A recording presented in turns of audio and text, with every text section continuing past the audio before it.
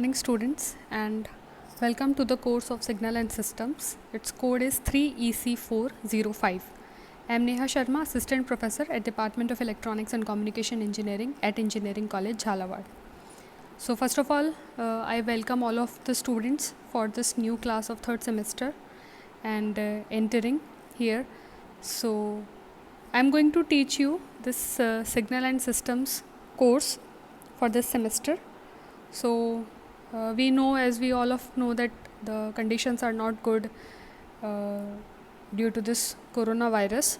So till that time the vaccine comes and the things become okay, till that time I'll be going to take online classes. So this is the syllabus. You can easily download it from RTO website, or I have already shared in the Google Classroom group. It basically comprises of your 6 lectures and it has 3 credits, as you can see, and it is of 150 marks total. So of course there is these 3 credits, some of the marks are divided in your as you can say, internal examination is of 30 marks and external is of 120 marks. So 30 marks has weightage of your midterms and your assignments. So how we are going to deal with those internal assessments is I'll be sharing some assignments, some quiz with you on this Google Classroom platform only, and you have to complete it and submit it back in the given stipulated time. So this is how your internal assessment will be evaluated. So first let me give you a brief about the syllabus contents. So this is syllabus brief. So your first unit, this as you can see here in this very detailed things are given. तो मैंने इसको as a brief करके I have explained in this slide. First chapter we are going to deal with types of signals and systems. अब signals क्या होते हैं, systems क्या होते हैं, उनकी properties क्या होती हैं, ये बिल्कुल बेस है आपके signal and systems का. आगे जो भी हम पढ़ेंगे, if this unit is strong then only you can proceed for the rest of the lectures. अगर first unit ही आपका अगर poor रहेगा तो आगे कहीं ना कहीं आपको प्रॉब्लम आएगी. And the second unit is basically your LSI systems, that is linear shift invariant अगर मैं बात करूँ तो, और it is also known as your LTI systems, that is linear time invariant systems. So shift बोलूँ कि time invariant बोलूँ, it is quite same, जो आपको फर्स्ट चैप्टर में पता चल जाएगा कि क्यों सेम है. These are some of the types of system. एक स्पेशलाइज्ड सिस्टम का टाइप है LTI सिस्टम्स. उनकी प्रॉपर्टीज़ पढ़ेंगे हम लोग, और एक उसका इम्पॉर्टेंट प्रॉपर्टी होता है कॉन्वोल्यूशन. तो कॉन्वोल्यूशन क्या है, let me give you just a brief idea. Like the way आपने जैसे मल्टीप्लिकेशन है, आपका डिवीज़न है, प्लस है, माइनस है, ये सब आपके अर्थमेटिक ऑपरेटर्स आपने पढ़े होंगे, अर्थमेटिक ऑपरेटर्स, ठीक है. इसी तरह का एक होता है, दिस इज़ योर कॉन्वोल्यूशन, ठीक है. और अगर मैं और बात करूं तो जैसे आपने पढ़ा होगा जब हम बात करते हैं समेशन, इंटीग्रेशन, ठीक है, डिफरेंशिएशन, इसी तरह से दिस इज़ कॉन्वोल्यूशन. अब ये क्या है and how we are going to deal with it, वो हम आगे पढ़ेंगे, ठीक है, in this convolution. Third one is your periodic and non periodic signals, time and frequency domain representation, ठीक है. अब कोई भी सिग्नल है, सिग्नल को बेसिकली हम लोग किसी ना किसी मैथमेटिक्स के थ्रू रिप्रेजेंट करते हैं. जैसे सपोज हमारी साइन वेव हो गई, हमारी कॉस वेव हो गई, फॉर एग्जाम्पल, ठीक है.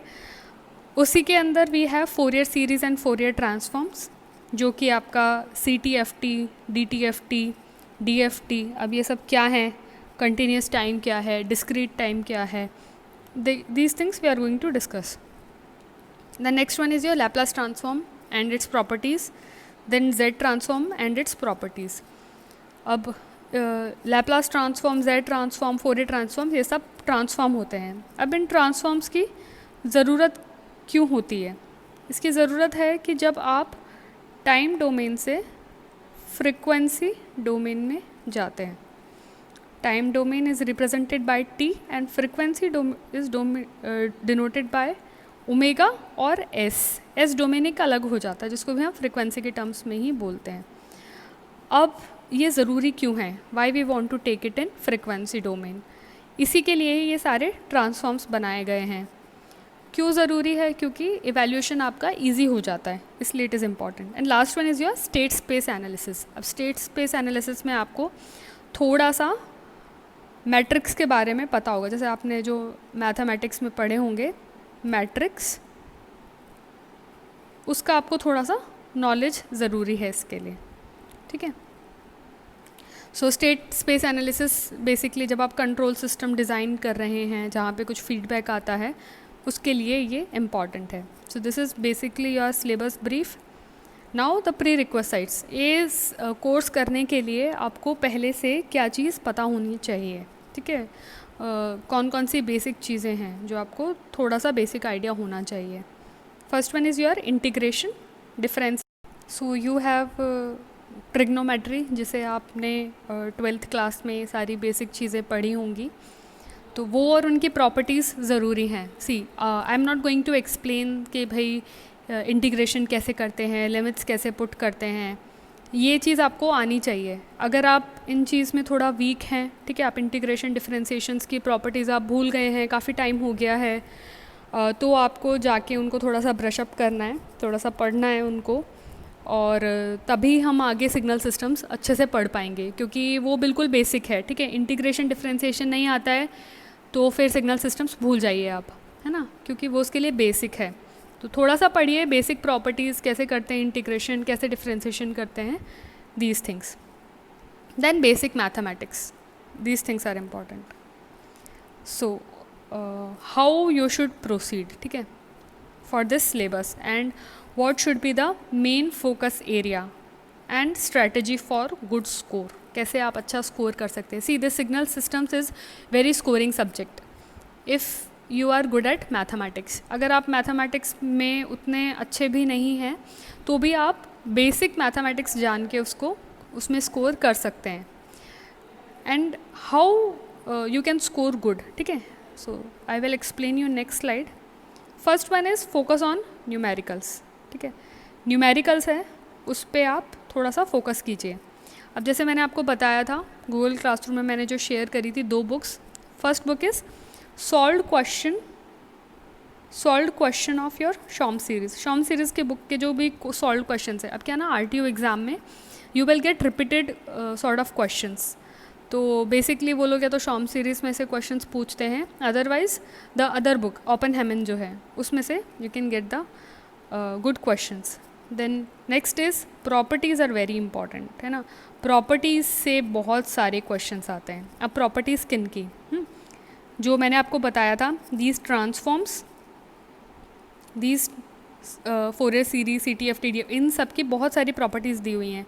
लाप्लास ट्रांसफॉर्म हो गया, Z ट्रांसफॉर्म हो गया, इन सब की प्रॉपर्टीज़ दी हुई हैं. इन प्रॉपर्टीज़ से डायरेक्ट बहुत क्वेश्चंस आते हैं. And basic definitions. And the most important is your presence of mind and your common sense. ठीक है. क्या होता है, कई बार शॉम सीरीज़ का ही एक कोई क्वेश्चन होगा, but what they will do, they will change the value और they will change the symbol. तो वो उसमें आपको थोड़ा सा अपना बुद्धि लगाना होगा कि आपने ऑलरेडी सॉल्व किया होगा वो क्वेश्चन बुक में से, but you have to use your mind. Okay. So these are the basic few things, and this is your introductory class.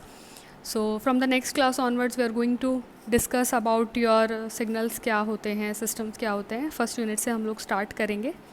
Okay. So thank you for today.